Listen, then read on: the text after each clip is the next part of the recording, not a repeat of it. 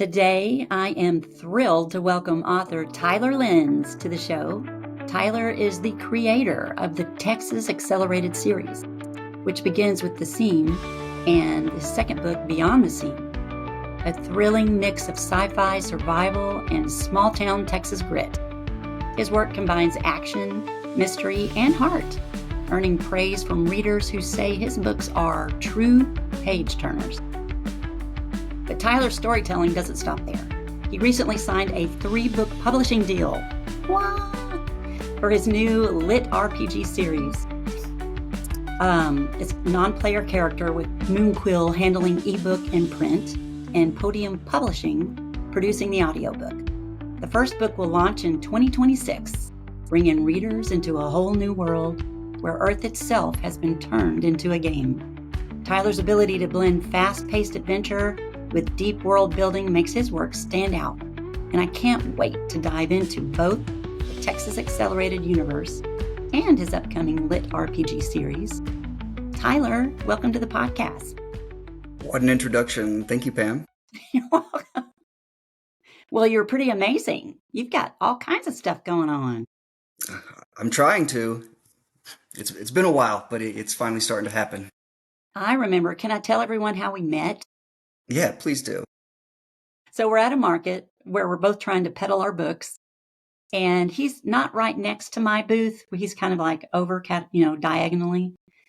And I said, "Hey, man, there's another author at this show." And so I said, "I'll go check it out."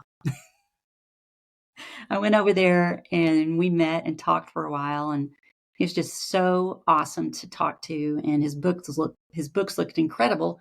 As a matter of fact, I got him to sign 2 copies right here. And I still have them. But I have to admit to you, I love to read my e-reader with my e-reader, so I just went online and purchased them online. Fine with me. And I should have had your book with me. I have yours upstairs. Well, I don't know if you're a memoir reader, but I like that. I want to escape reality, not learn more about reality when I read. That doesn't mean I don't appreciate a good memoir.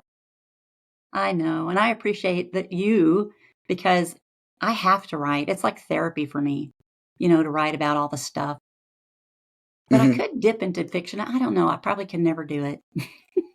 You never know unless you try. I know. Well, can you tell us a little bit about your journey as a writer? What first inspired you to begin writing stories? Yeah, I started late.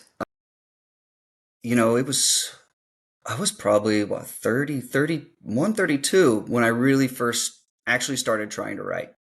But I've always been good at it. I got my degree kind of focused in writing, and I've always enjoyed it, but it was more technical writing, journalism focused writing. But I've always loved to read, and I always thought I would be able to tell a good story. And I was just reading all these self-published books, and they had tons and tons of reviews and ratings. And when I was reading these, I was like, this is not that great. I was like, if they can do this, I can do this. I can do. And that's really what spurred me is I read a book that was really popular, and it just seemed so simple. I was like, if this hits, I can do this too. And so I tried, and it worked out all right. So there was really no deep desire in me my whole life to be an author, but boy, now there is. Once I really started writing and figured out that I can do it, I started to grow a passion for it. I think that it was always there. I think writing has always been in authors. It's just once you tap the passion and you figure out, it's a calling. That's what I think. And then it takes a lot of guts too, I think. Yeah, we can't give it up. Yeah, I think it takes a lot of guts. I think a lot of people are just scared to try, because it's such a commitment, to try to write a full book, and then to put it out there for other people to read. I think that's that stepping stone. A lot of people it scares them too much to even try, because what if people don't like it? What if I'm going to get 1-star reviews? Which I've got some of, and you just weigh it out with those 5 stars, and you just focus on the people, and that's what I do. Well, the 1 stars make the 5 stars believable. That's what I think. It really does. They're not Yeah. all pretend. Yeah. So you've written across different genres, the sci-fi post-apocalyptic world with Texas Accelerated, and now the lit RPG. What draws you to these kinds of worlds? It's always what I've liked. So I write what I want to read. And I've always been a big fan of like post-apocalyptic, the whole genre. I love zombies. I love electromagnetic pulses shutting down the electrical system across the country and chaos ensuing, nukes going off or asteroids, anything like that. It's always been really entertaining to me. Um, and as I was reading those, they get so dreary and dark and bloody, and that I Predictable. like a little less. And so in mine, it's a lot more lighthearted, and I just want to have a fun time. And It's so that's kind definitely of why I started doing that post-apocalyptic. And the lit RPG stuff it's a huge genre. It's the biggest genre that no one knows about, except for nerds. But it also has they always kind of have a post-apocalyptic vibe or a dystopian vibe, and so it kind of all fit together. And yeah, I love video games and I love reading, and so lit RPG comes together perfectly. it does. And I have to admit, I never knew or heard about lit RPG until we met at the market. Yeah, I And don't think most people do know about it. I mean, it's pretty incredible, and you have a huge following. It's like you have a whole community that's all involved in the story. Yeah, especially for this particular genre. A lot of people release them online first as like a web serial. So they'll release one or two chapters a week and try to build an audience as they go. And so that's what I did. And over the last, 6 months, 8 months, I've been releasing this story and building followers as you go. And then I finally finished it. I'm like, well, I got, almost 1,000 people following me. Maybe I should reach out to some publishers and, kind of use those numbers to leverage it. And it worked out. And it's a website called Royal Road where I release my lit RPG. It's Yes, called I Non-Player discovered. Character. I looked into that, by the way. Yeah. That's where, yeah. Yeah, it's really cool. And a lot of publishers that focus on that genre, they'll follow that website and they'll reach out to people too, that make it to the top. So it's a great way to get started for people who just want to test the waters to see if people like what they're putting out. Well, and can we get a little more basic? Because for listeners who may not be familiar, like me, when I first heard about it, what exactly is lit RPG, and how does non-player character fit into the genre? Yeah, that's a great question. Yeah. So lit RPG is short for a literary role-playing game. So it is a video game in a book. And so the key features that make something a lit RPG are you level up, you increase in power somehow, and that there is a system in place that facilitates, this player growth and gives you special abilities and, makes you more than just a regular human. So there's superhero books that are slightly more structured and, you have to actually earn that next step up in power. And so that's kind of the basis of lit RPGs. If you think of a video game, maybe some of your listeners know like World of Warcraft is a big RPG. That's where you level up. Each level up, you get a new skill, and it's very similar to that. And that's where the inspiration came, was video games. I love it so much because I'm an older geek. You're the current geek. I'm from way back, but I still love, to explore and learn and watch how this all is transforming I mean, there's a lot of different worlds out there, Hmm. for you to Oh, play. yeah, and this genre, it's growing so fast, but people still don't. I think a lot of people still don't know about it. But I mean, there's the biggest one out right now is called Dungeon Crawler Carl, and it's a massive series. We're talking like New York Times list bestsellers. It's in Walmarts. It's in every bookstore, and like million copies sold type of book. They're massive, and there's a lot of others that are growing just as fast. I love it. I love it so much, and maybe you'll get a bunch of new followers from I this hope so. interview. I want to back up a little bit, but though, and go back to your Texas Accelerated series. We kind of skipped over that and got to the real exciting new Hmm. thing. Um, so for those new to your work, how how would you describe the seam and beyond the seam, which make up the first two books of your Texas Accelerated series?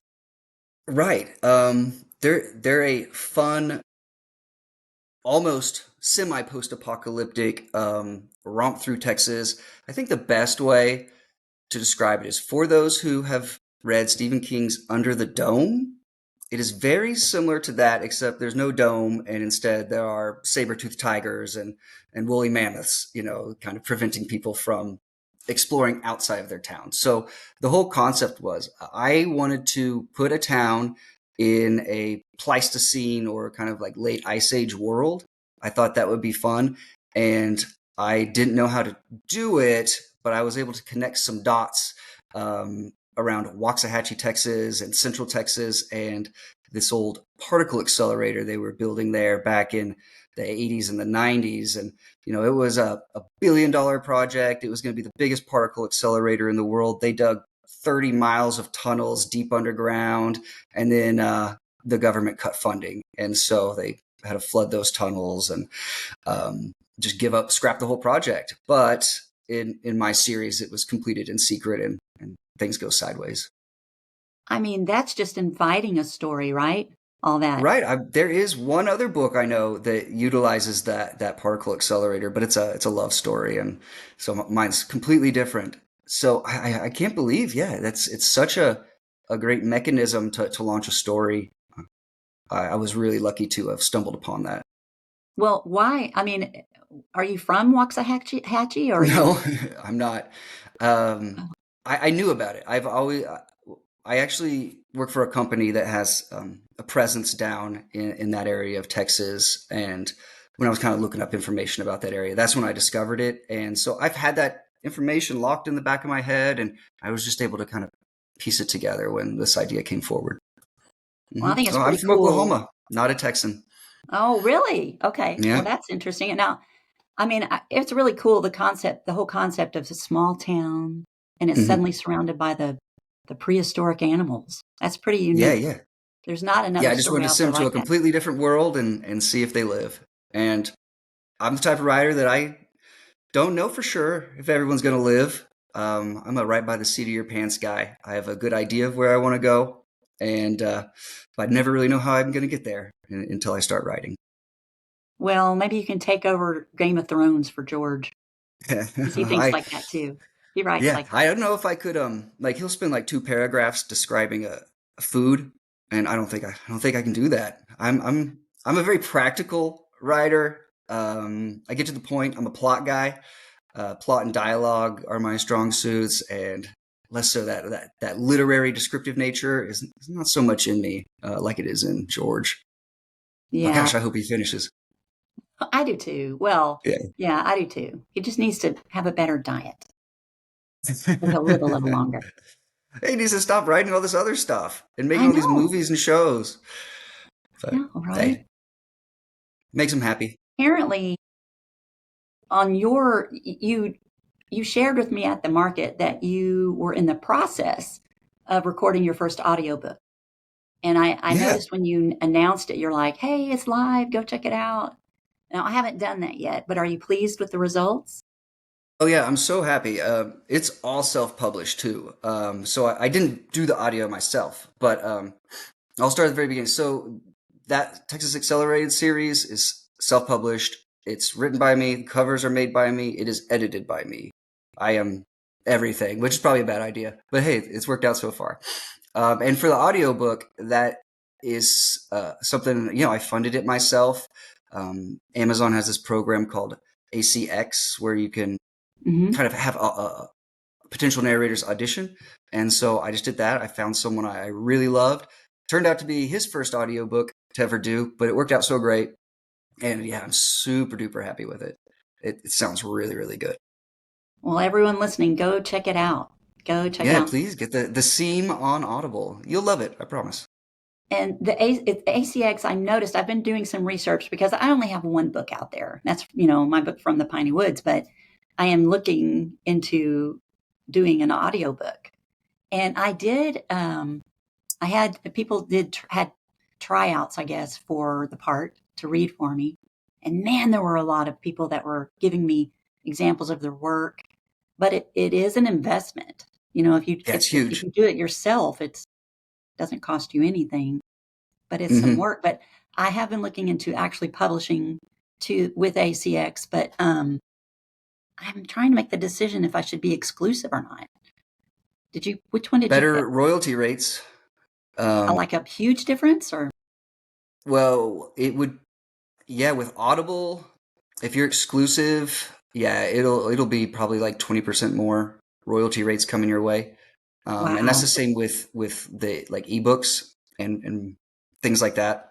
If you're stay exclusive to Amazon, you get higher royalty rates, like significantly higher versus a wide release.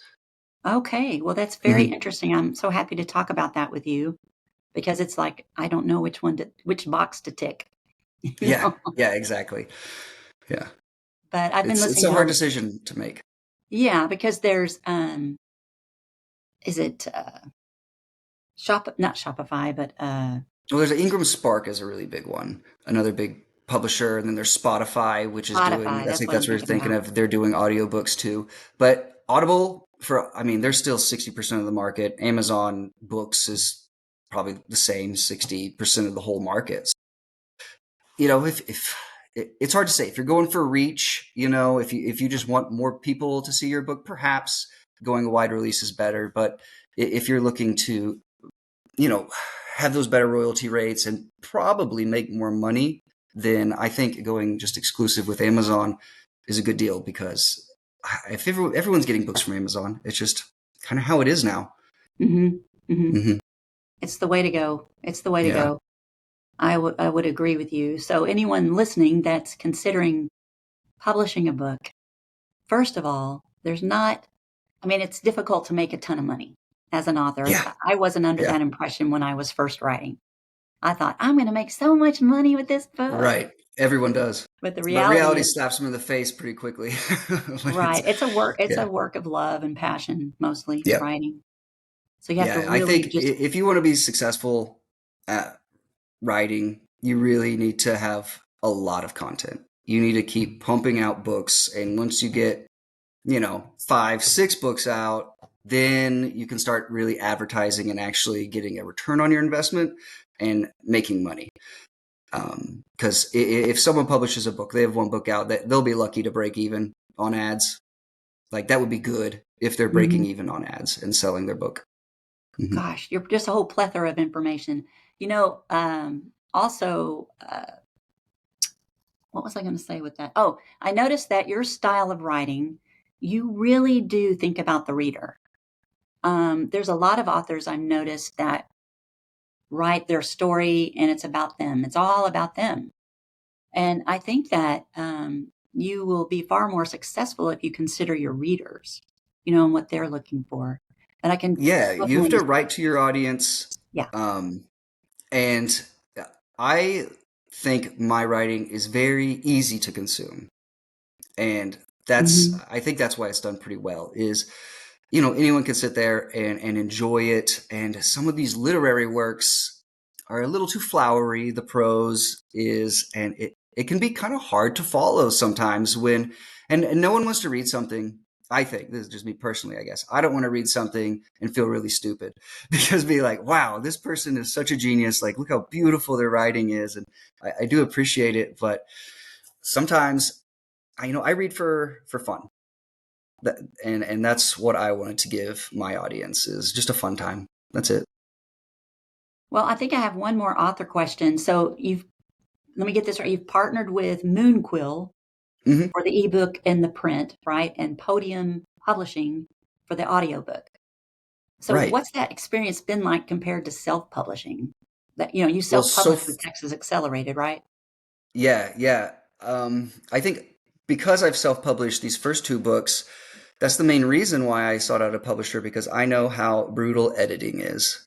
It's such a slog. The first time through is kind of fun because you're shaping the story a little bit more, but then that second and third time through to make sure everything's correct is just a killer and it will burn you out. And so I really just wanted an editor, and editors are super expensive. So I'm like, well, I'll just seek a publisher out because they'll edit it for me. And so with this book on Royal Road, I went straight to Podium because Podium does audiobooks that I love. Specifically, I wanted them for audio. And, they're huge. I think they published Quicksilver. It's the current New York Times bestseller. They published Yes. Stephen King's last book. They're very, very legit. I was like, oh, that'd be awesome to get them. So I sent only to them, and they responded in like 3 days and set up an interview with me. I sent them the manuscript, and they reviewed it. And what I sent them was such a mess. Like, it is not well edited. And I made that clear. And so they're like, hey, we really like this. We want the audio rights though. And we want you to partner with this other group that's kind of they're not the same company, but they partner together a lot. And so Okay. they put me in touch with Moonquill to handle, that editing and the ebook release and everything like that. So everything should come out at the same time. Podium will do the audio. It'll be published by them, and then Moonquill will do everything else. And it's been great so far. We're very early in the process, just signed. So, and I haven't even started editing yet, but it'll probably take a whole year before they can get it out. So you think it'll go live, you'll launch in 2026 Yeah, at probably some mid point. to late 2026. Mm-hmm. Okay, good. Well, we're all going to look for that. Mm-hmm. My goodness. Oh my gosh. But yes, it is tiring. And if you can delegate the work out to someone, man, it's got to be a lot better. I can't wait until I can do that myself. Yeah, Right now I'm yeah. doing it all. I'm wearing all the hats. It's so hard, isn't it? To Yeah, do it it all. is. Mm-hmm. And It's promoting really a yourself is labor of probably love. promoting yourself is the hardest part, I think, is just trying to find that audience for your book once it's done. And so hopefully with some publishers at my back, it'll make it a little easier. So when you're writing, do you write differently depending on whether it's post-apocalyptic sci-fi or lit RPG? I mean, is it very difficult to go back and forth between the two types of writing? No, actually, and I'll do like a chapter of one book Yeah. one night, and then the next night do a chapter of the other. And I think my writing style it's the same across the board, but non-player character is first person, and only first person perspective throughout the whole book. And Texas Accelerated has a cast of characters, in third person, so they're completely different. But I think when people read them, they'll be like, ah, that's Tyler, that's his style. Yeah. So how do you balance world building with keeping the story moving and action driven, like a game? I'm very much to let the plot drive everything type of guy.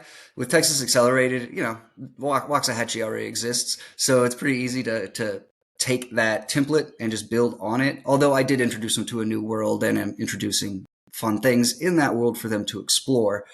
But the world building there was pretty easy. Like, that whole book is just good dialogue, good plot, and fun, and less so character development, and less so, world building. But with non-player character, Earth has been turned into, a fantasy world. Right. And so I have to build this fantasy world from the ground up and make it believable. And yeah, that's been harder than I thought. But that book's really long. That first book, it's like 130,000 words, and Texas Accelerated, they're like 80,000 words each. So that gives I have so much more time, to build that world around my character. And there's a lot more character growth, a lot more introspection in that one. And I think the first person really allowed me to give that character more of a path to follow, Mm-hmm. because I'm in their mind. It's a lot easier to get in their mind. Right. And we learn things from them. Yeah. It's weird. You're right. It is weird. Yeah. You do. It's life Like, I lessons. write something and be like, man, I should take that into account for my own life. Yeah. Well, can you give us a little sneak peek, preview of what's next in the book 3? Aren't you mentioned you're doing a book 3 of Texas Yeah, for Texas Accelerated? Accelerated. Yeah, can you give us a little Yeah. sneak peek? I hope I can get it out by the end of this year. So in book 2, they start exploring the world around them and realize it's bigger than they think, and they're actually not the only people in this world. And so book 3 really expands on that. We get to learn more about the other people that exist in this world, which are more of a let's see how to describe it. They're they're indigenous to that area in America, that Texas area, but they're not so much like how you would imagine Native Americans. They're a lot more advanced, kind of maybe how some conspiracy theorists might imagine the ancient Egyptians were advanced. With perhaps they seem like their technology is rudimentary, but maybe they took a different path in technology. And so some of that might seem like magic, what they're able to do, even though it's just a different form of technology. So yeah, I'm going to expand on that a lot more and Oh man, try I to create a can't little wait. more conflict between the Texans and this new indigenous population, which is it's their world, and this whole town just appeared out of nowhere, and so there's obviously going to be conflict. That is so cool. I'm very eager for it. So I'll be anxiously awaiting. I'm eager to finish it. I'm getting close. Do you communicate with your community that you've established about your lit RPG people? Do you keep them in tune with with your SEAM series? Yeah, somewhat. When I got about halfway through writing that lit RPG and releasing it online, I would add notes at the end of the chapter, be like, "Hey, if you like this, check Check this this out. out." Yeah, yeah. So there's more crossover, I think, from people reading non-player character going over to Texas Accelerated than the Texas Accelerated people going over to non-player character, because a lit RPG can be confusing to even like get your mind around before. But I wrote mine because a lot of them are numbers. They'll be like, oh, you're you increase 20% in power, at this level, and this ability does this much damage, and it's like so specific, and I'm not going to keep track of that math. That's crazy. And so my powers are a lot easier, I think, for people to absorb when they're reading. It's just like, hey, you punch harder now. It's like, okay, that's easy. That's easy to grasp. Yeah. It's always baffled me when I watch, younger people playing those types of games. How do they Mm-hmm. remember all that? Oh I mean, yeah, that's crazy. they love Crazy. it. So Yeah. Well, so what do you think? What do you hope your readers take away from your stories? Whether it's like the saber-toothed tigers in Texas or humans discovering life mhm. is actually a game. I mean, like, what do you want them to get out of all of So I know the right answer is something deep, but the true answer is I don't want to teach you anything. I just want you to have a good time. That is it. That's my only goal, it? is to entertain. And I don't want to inject my personal politics or, like my morality really into anything, because, who am I to try to teach people anything? I just want to give them a good time. So I try to make a roller coaster ride. Quite frankly, that's what people really are looking for these days. Mhm. An escape, Yeah, basically. that's what I've always. That's why I like to read. Is I want to escape, and that's why I don't like true crime and things like that, because I want to break from reality. I don't want to know more about it. Well, what a boring world it would be if we all were the same, yes? Yes, absolutely. So, where can your readers find your books and connect with you online?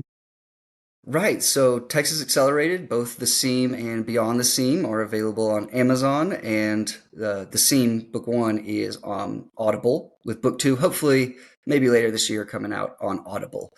And Non-Player Character is currently only available on Royal Road. And so go look on Royal Road, type in Non-Player Character, and the author will be Cashew. That's my screen name there, I like the know, I nut. noticed. Yeah, so it won't have my name on it. And that Um, was intentional. You're releasing stuff online, and you gotta. I wanted to use a pen name at least for that. But when it comes out officially, I'll use. do you like cashews? I love them. One of my favorite nuts. Yeah, probably are Mine my too. favorite nut. Yeah, they're great. All right, Yeah, Tyler. Well, thank you, and I'll list all of that in the show notes, everybody, so that you can just easily click on a link. Thank you so much, Tyler, for joining me my today. pleasure. Thank you so much for having me, and it's good to see you again. Yes, I know my listeners will be excited to dive into your Texas Accelerated series, and that's The Seam. Just a reminder, I'm going to be a mom here. The Seam, and the second book is Beyond the Seam. And we'll be eagerly waiting for your upcoming LitRPG trilogy, Non-Player Character, launching in 2026. For those listening, you can find Tyler's books on Amazon, as he said. And be sure to follow him online to keep up with updates on his new releases. I'll include links in the show notes so you can connect with him directly. As always, thank you for tuning in to the Plus One Theory podcast. If you enjoyed today's conversation, make sure you subscribe, share this episode with a friend, and leave a review. It really helps spread the word for Tyler and his wonderful work, and for me. So until next time, remember, your past does not define you, it prepares you, and you can always finish stronger than you started. See you next week. I love it.